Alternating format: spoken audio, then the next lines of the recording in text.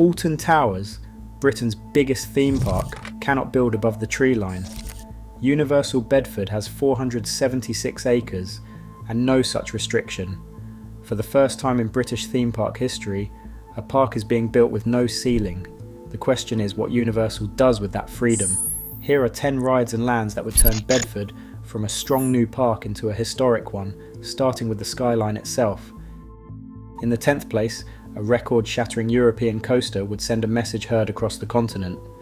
Bedford's 476-acre site, free from the 45-metre treeline cap that constrains every major UK park, offers a rare engineering blank slate. With a planning envelope allowing structures up to 115 metres, Universal could introduce a gigascale launch hybrid, perhaps a 75-metre over water coaster designed to break at least one European speed or height record. The earned media value of such a headline is immense. History shows that record-breaking rides spike global public relations and drive enthusiast tourism. For a British audience, long denied world-class thrills at home, the spectacle alone would mark a cultural shift.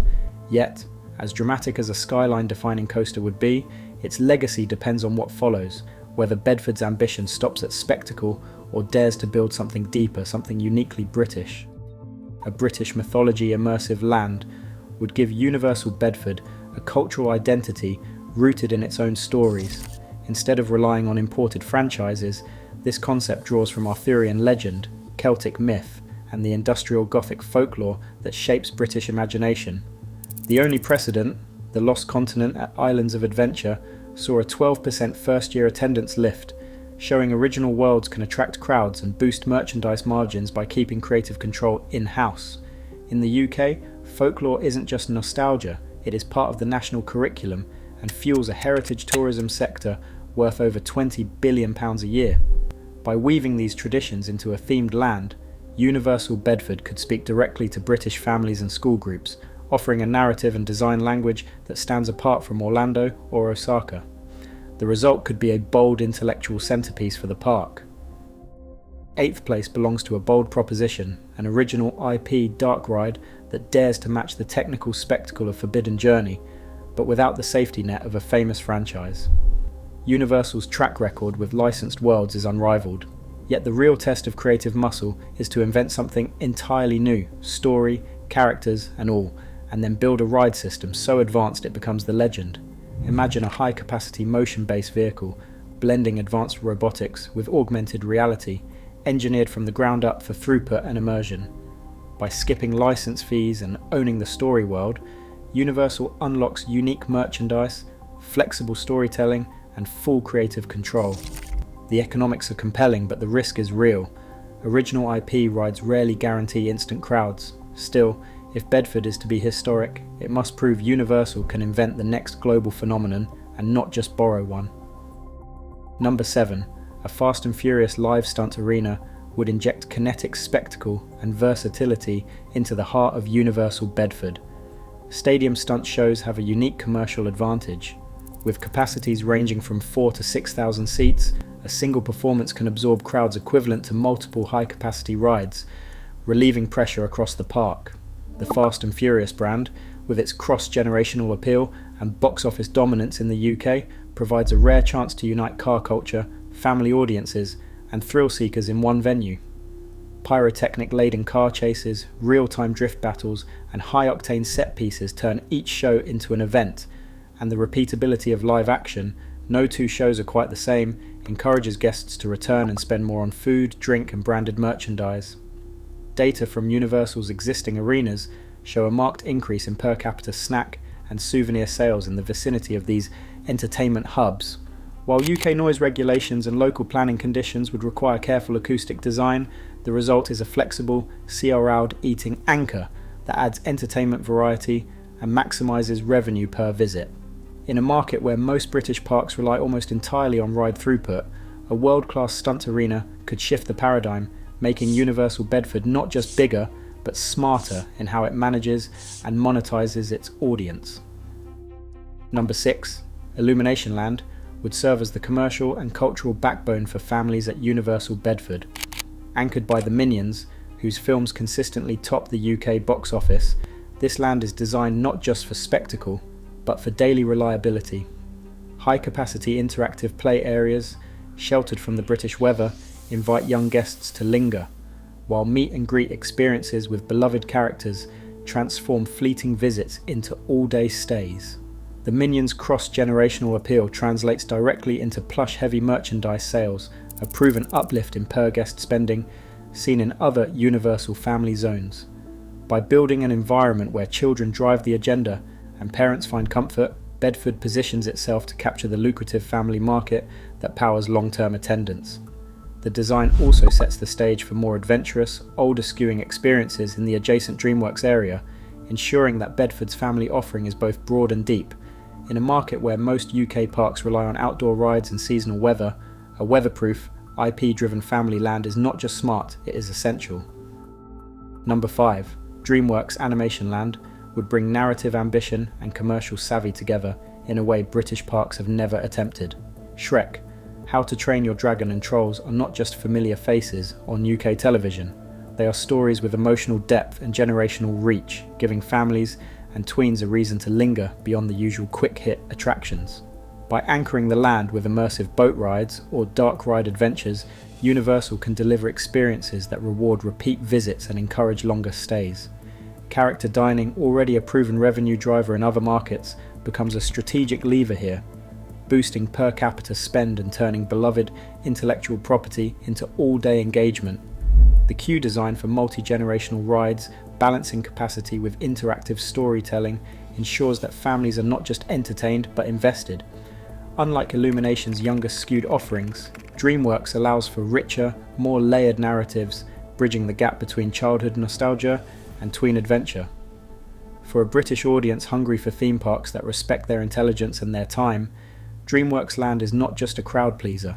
It is a statement of intent, signalling that Universal Bedford aims to be historic by building worlds that last. Number 4, a Jurassic World outdoor coaster would harness the blockbuster power of the Jurassic franchise and deliver a kind of outdoor spectacle that British parks have never achieved.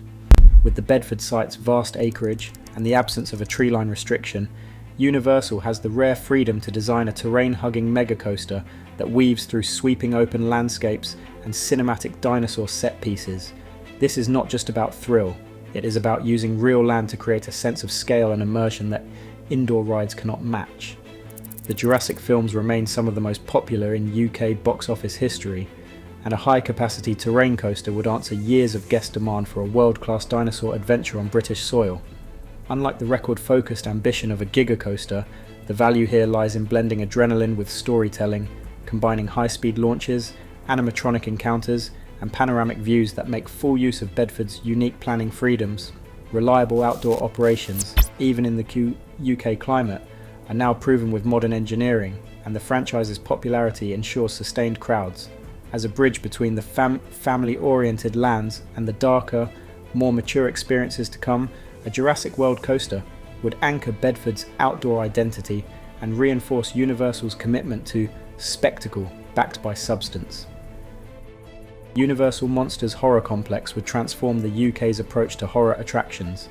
Frankenstein, Dracula, the Mummy, and the Wolfman, icons with a 90-year legacy, anchor a district built for year-round chills and autumn's most lucrative nights. No British park has ever committed to a permanent monsters experience, but Bedford's scale and planning freedom make it possible. The centrepiece is a flexible dark ride that fuses classic monster storytelling with advanced ride technology, setting the mood for a district that morphs into a premium haunted event each Halloween. Universal's Halloween Horror Nights now drives nearly a quarter of global park revenue, and the UK's appetite for scares is proven. Over 3 million annual Halloween event visitors and £160 million spent on seasonal horror. A permanent monsters complex captures this market year-round, unlocking premium upcharges, night tickets, and exclusive merchandise. Bedford positions itself as the UK's undisputed home of horror, moody, and massively profitable. Number 2. Super Nintendo World represents a turning point in theme park design and commercial strategy.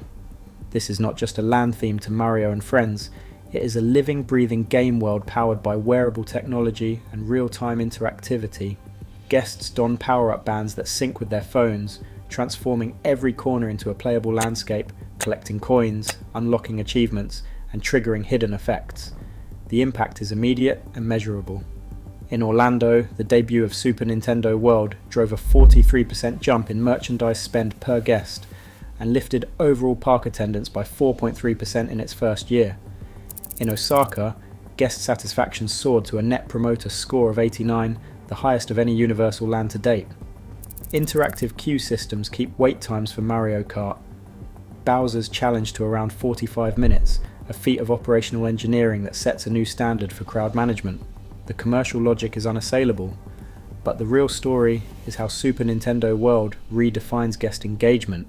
It is the benchmark that every other land, including the Wizarding World, must now surpass, blending nostalgia with cutting-edge technology in a way that resonates with families and superfans alike. For Bedford, installing Super Nintendo World is not just about following a proven formula, it is about signalling that this resort will compete on the world stage, with the ambition and innovation to match.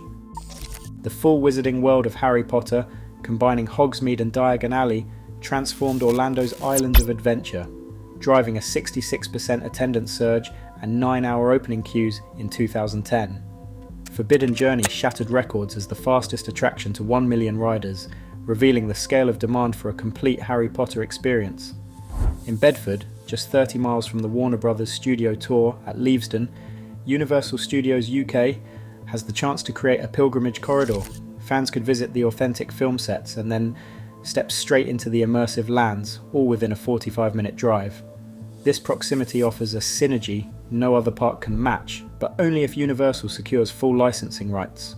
Warner Brothers Studio Tour already draws 2 million visitors annually. Pairing it with both Hogsmeade and Diagon Alley could redefine British tourism. Backed by Comcast's £3 billion investment, this vision promises not just commercial success, but a cultural landmark for UK entertainment. Across all 10 proposals, one truth becomes clear. Genuine theme park history demands ambition, not just scale. For Universal Bedford, the real risk isn't overreaching, it's settling for proven formulas. The opportunity to redefine Britain's entertainment landscape comes once. The world will watch what Universal chooses to build,